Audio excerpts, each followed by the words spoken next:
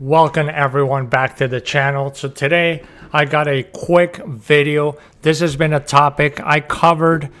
I made a video about this, but maybe about a year and a half ago. So I thought I would make a little update.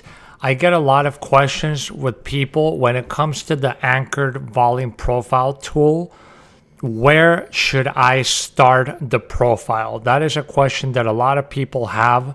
And so in this video, I'm going to shed some light into what I personally like to do. Now, before we dive right in, as always, make sure to subscribe, hit the thumbs up. And, if you want to learn a lot more in depth of all the techniques and things that I teach and talk about on YouTube, definitely check out my trading courses.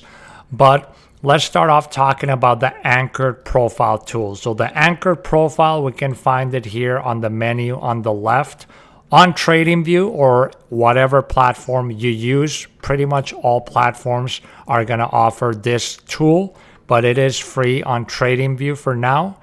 And so right here, the fixed range volume profile or the anchored, they're both pretty similar. Pretty similar. The fixed range is going to let you choose a start and a finish, or just a start and extend it to the end. The anchored, you're just going to click and select a start, and it's immediately going to go all the way to the end. So like, let's say this is the NQ market. So let's say I want to put a profile from this low here. You can see if I choose fixed range, I extended. So in this case, I dropped it all the way into here. So it's not all the way to the end. But if you go on settings, inputs, and you click extend right, this is automatically going to keep moving to the right. And this is the setting that I usually always have it on. Then the anchored, if you just click, is just going to immediately go from where you click all the way to the end. And this one, you can either have it on the left side of the screen or the right side. I was very happy when they released this, because the annoying thing that they used to have with the fixed range was if I did this and then I put right side, it would put it right here. Like for me, this is completely in the way and I don't want to have it just floating over here. So now the anchor lets you do this. Okay, so those are the two main tools that I'm gonna use for when it comes to working with the anchored profile. Now, where do we set it from? In this case, I just basically look at the historical chart of whatever market I'm trading and also the price rotations. Like for example, if we have a market that's doing this and we're at all-time highs and there's nothing here to the left, I don't really need to put it further back than like right here, because there's nothing here to reference. There's no volumes or price action here. This is sort of what's happening currently with like the NASDAQ and the S&P. We're at all-time high levels, so there's not really a lot to the left to reference. So in these cases, I would just look to hinge it from a significant swing low before we started a trending move, in this case, up. Okay?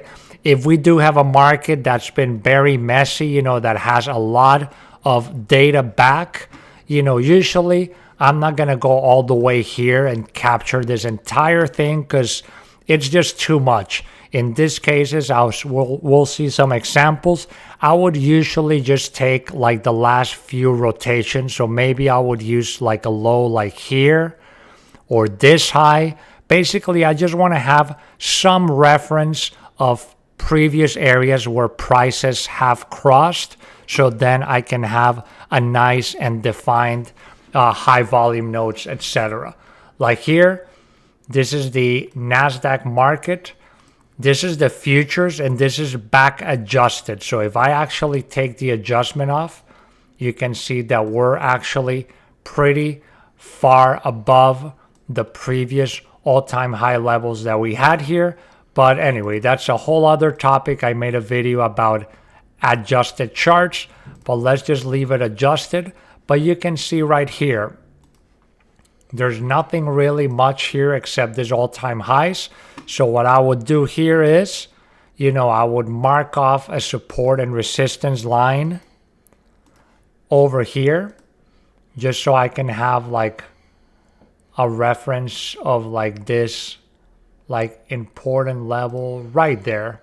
That's a pretty significant level. I would just put daily hour level there. So I would just keep that as a reference, but then I would focus more on this price rotation we've had recently. So you can see we made a high, higher low, higher high. So now if we start coming down, I want to have some reference back here, some confluence. So I don't want to just have this volume because this was a pretty quick, thin move. There's not a lot of volumes here. So I would put my profile right here.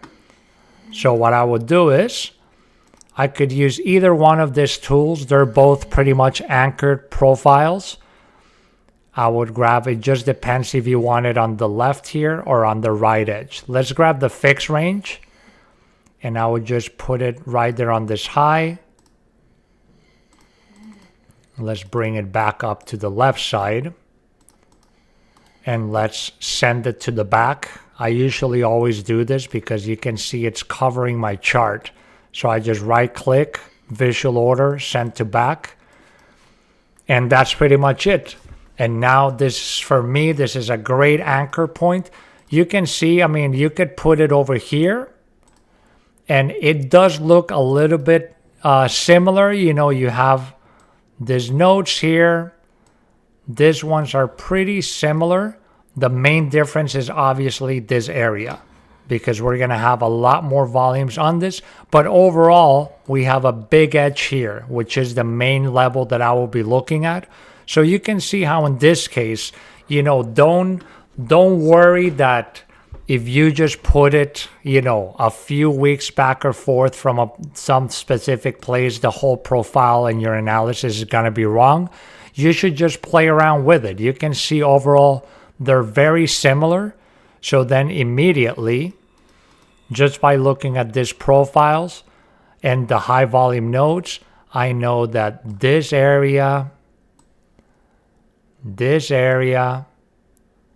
and this area are going to be my main focuses. So then if this market starts breaking down, these are going to be the main areas that I'll be looking at for reference, for trading, etc. Okay, let's go into another market. Let's go into the gold market. This is an example of a market where we have just very choppy action. Let's go into the daily chart. So you can see, this is like very choppy. We have chop action here, chop here, here, all these areas here. So in this case, I could go years back if I wanted. And let's say I can say, okay, I'm going to put a profile from, from this highs right here all the way to the end. You could do that, and you can see you have very high node, very big nodes here from all these consolidations.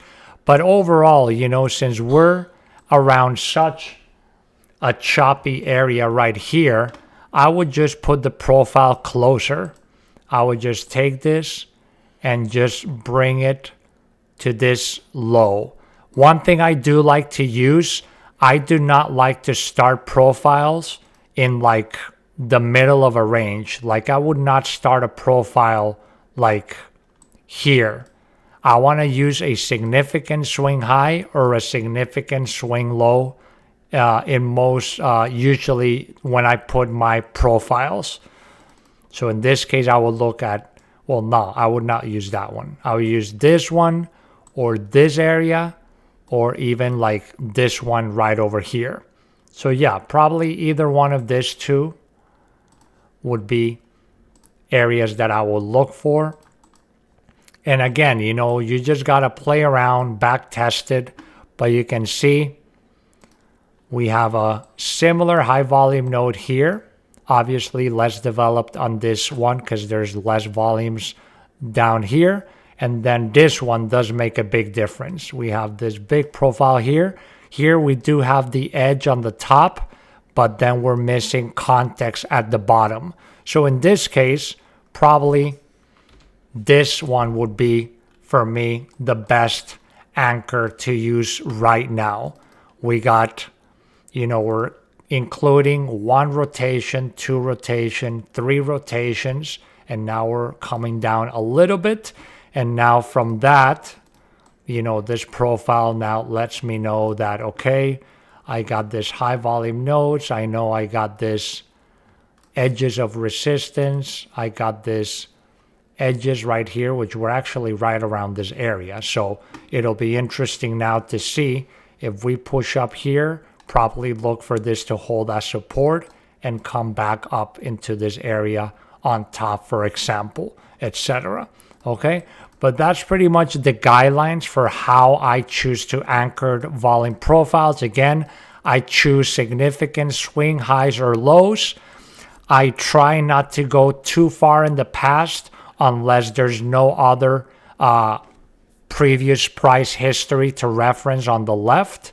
And if we have an area that is very rangy and choppy, then I will not go that far back like here.